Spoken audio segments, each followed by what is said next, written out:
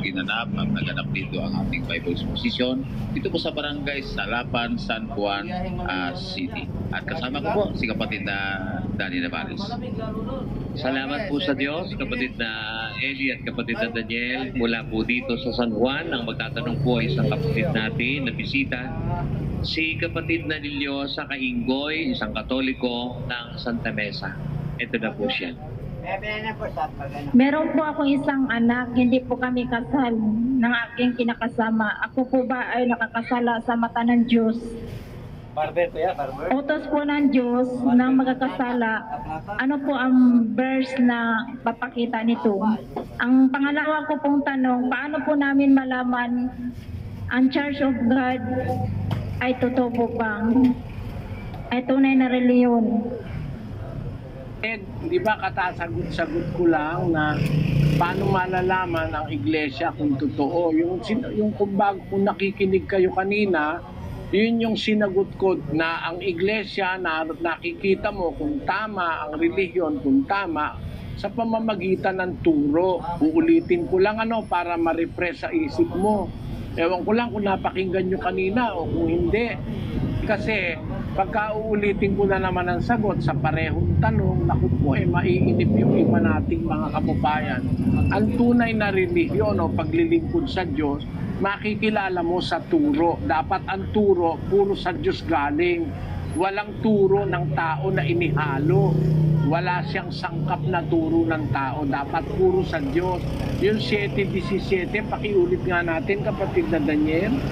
Kung ang sino mang tao ay nag-iibig gumawa ng kanyang kalooban, ay makikilala niya ang turo kung ito'y sa Diyos o kung ako'y nagsasalita na mula sa aking sarili. Turo, doon mo makikita yung sa Diyos.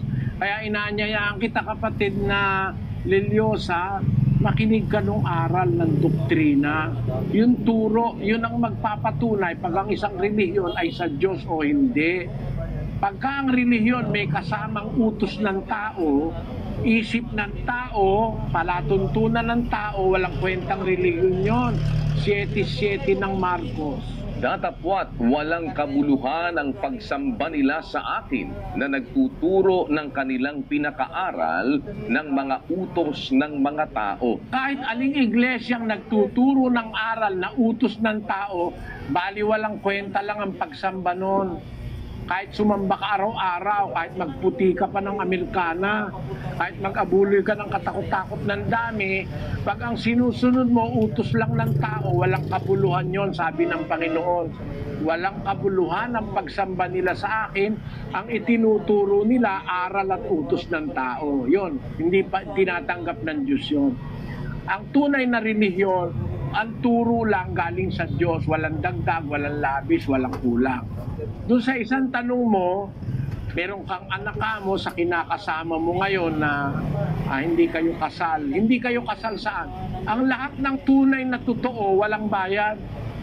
Gaya ng Ebanghelyo ni Kristo, pinangaral ng mga apostol, walang bayad. 11:7 ng ikalawang Korinto.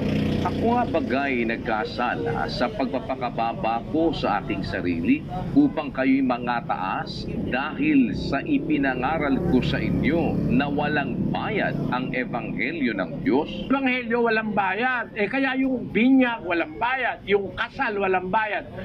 Kanino ka magpapakasal? Sa pastor?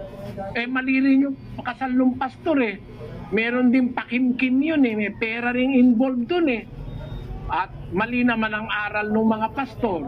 Kaya kayo sa isa't isa, huwag kayong maglolokohan. Pinagtitibay ng Diyos yung inyong pagsasama. 3 ng Galacia, versikulo 15. Mga kapatid, nagsasalita ako ayon sa kaugalian ng mga tao.